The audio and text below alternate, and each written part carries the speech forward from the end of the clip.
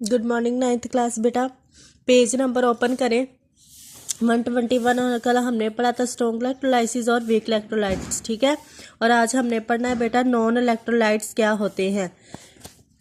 The substances which do not ionise in their aqua solutions do not allow the current to pass through their solutions. वो कह रहे हैं ऐसे aqua solutions जो कि जो करंट होता है उसको अपने अंदर से गुजरने नहीं देते, वो क्या कहलाते हैं, आर कार नॉन इलेक्ट्रोलाइट्स। वो क्या कहलाते हैं बेटा, नॉन इलेक्ट्रोलाइट्स कहलाते हैं, ठीक है। फॉर एग्जांपल, मिसाल के तौर पर sugar solutions and benzenes are non electrolytes, ठीक है। उनके एग्जांपल्स है sugar solution and benzenes are non electrolytes, ठीक है। ये आपने करना है। और बेटा सिलेबस के मुताबिक पेज नंबर पे आज पेज नंबर खोलें, पेज नंबर अब खोले 128।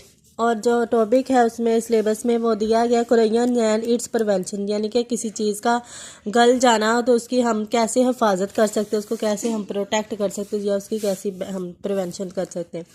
Korean is a slow and continuous eating away of a metal by the surroundings medium, ठीक है। वो एक ऐसा स्लो प्रोसेस है कंटिन्यूस जो कि मुसलसल ईटिंग उनको खाता रहता है अवे ऑफ द मेटल्स को by the surroundings medium surroundings इनके इर्द गिर्द, ठीक है। It is redox chemical reactions that takes place by the actions of air and moistures with the metals, ठीक है। मॉइस्चर्स विद द मेटल्स को ये हवा की वजह से भी हो सकता है और गीलेपन की वजह से भी हो सकता है with the metals. The most common examples of Korean is rusting of iron, यानी कि उसको जंग लग जाना, किसको, लोहे को जंग लग जाना। सबसे पहले है रस्टिंग ऑफ आयरन क्या होता है, यानी कि लोहे को जंग लगना। Korean is a journal term but Korean of iron is called rusting. ये अंडरलाइन करे बेटा, इसकी जर्नल टर्म है बट लेकिन Korean of iron is called rusting, यानी कि कोरियन आयरन के ऊपर जो आ जाती है तो उसको क्या कहते हैं, रस्टिंग, यानी कि रस्टिंग का मतलब है जंग लगना।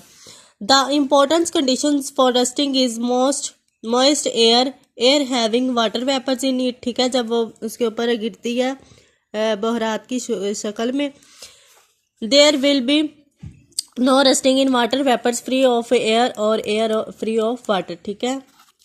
उसके बाद now we study the chemistry of rusting process, ठीक है। हम इसमें इसके बारे में स्टडी करेंगे रस्टिंग ऑफ प्रोसेस के बारे में। Stains and dents on the surface of the iron provide the sides for this process to occur, ठीक है। स्टेन दाग धब्बे एंड डेंट्स जिन पे दाग वगैरह पड़ जाते हैं on the surface of the iron की सतह पर provide the sides for the process to occur, तो ये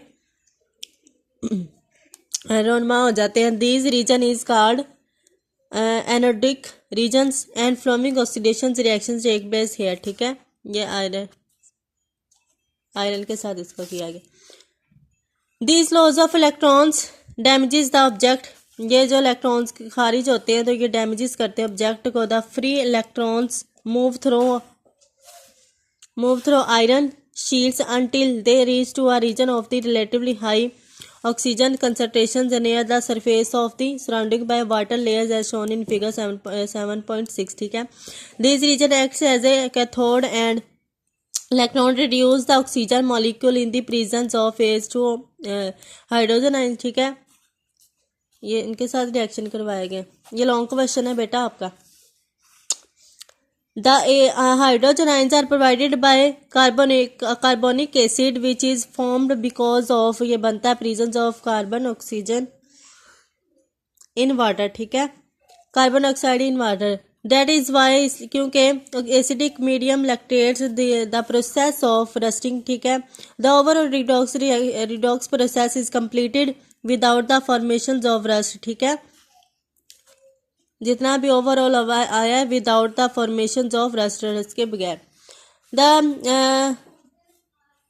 the iron form spread through on the surroundings water reacts with the O2 to form the salt Fe2 and oxygen 3 NH2O hydrogen, यानी कि which is called rust, ठीक है। ये क्या कहलाएंगे, rust कहलाएंगे इसका जंग। It is also called redox reaction, ठीक है। उसके बाद ये वाला रिएक्शन करना है आपने। उसके बाद the rust layer of iron is porous and does not prevent further corrosion, ठीक है, ये फर्दर कोरियन जो होती है उसको नहीं प्रिवेंट करती। 10 rusting continues until the whole piece of the iron is eaten away, यानी कि ये इसको खा जाती है सब आहिस्ता आहिस्ता, जंग आ जाता है। H2O लेयर है और ये आयरन है, ठीक है। उसके बाद ये रस्ट है, ये जंग लगा हुआ है, ठीक है। उसके बाद H2O है, ये H+ है और ये एयर में जा रहे हैं और ये फ्रॉम दी एयर आ रहा है।